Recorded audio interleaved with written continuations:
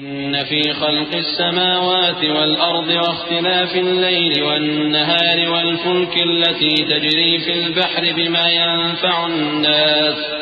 وما أنزل الله من السماء من ماء فأحيا به الأرض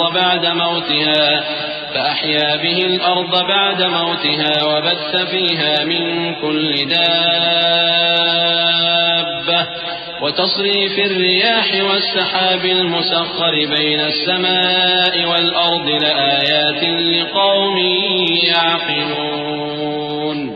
बेशक आसमानों और जमीन के पैदा करने में और रात और दिन के एक दूसरे के पीछे आने जाने में और कश्तियों और जहाजों में जो समंदर में लोगों के फायदे के लिए रवा हैं और में जिसको अल्लाह आसमान से बरसाता और उससे जमीन को उसके मुर्दा हो जाने के बाद जिंदा यानी खुश्क हो जाने के बाद सरसब्ज कर देता है और जमीन पर हर किस्म के जानवर फैलाने में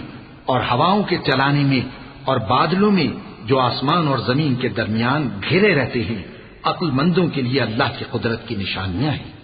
ومن الناس من يتخذ من دون الله أندادا يحبونهم كحب الله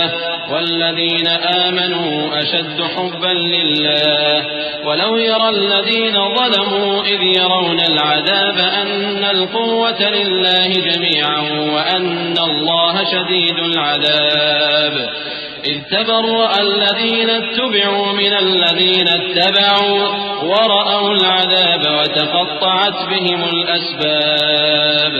وقال الذين اتبعوا لو أن لنا كرة فنتبرأ منهم كما تبرأوا منا كذلك يريهم الله أعمالهم حسرات عليهم وما هم بخارجين من النار। और बाज लोग ऐसे हैं जो गैरुल्लाह को अल्लाह का शरीक बनाते और उनसे अल्लाह की सी मोहब्बत करते हैं, लेकिन जो ईमान वाले हैं वो तो अल्लाह ही के सबसे ज्यादा दोस्तदार हैं। और ऐ काश जालिम लोग जो बात अजाब के वक्त देखेंगे अब देख लेते कि सब तरह की ताकत अल्लाह ही को है और ये कि अल्लाह सख्त अजाब करने वाला है।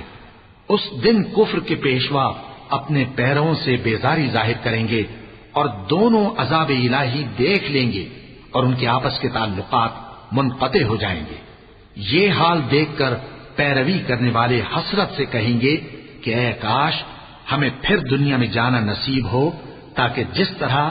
ये हमसे बेजार हो रहे हैं इसी तरह हम भी इनसे बेजार हों। इस तरह अल्लाह इनके आमाल हसरत बनाकर दिखाएगा और वो दोज़ख से निकल नहीं सकेंगे।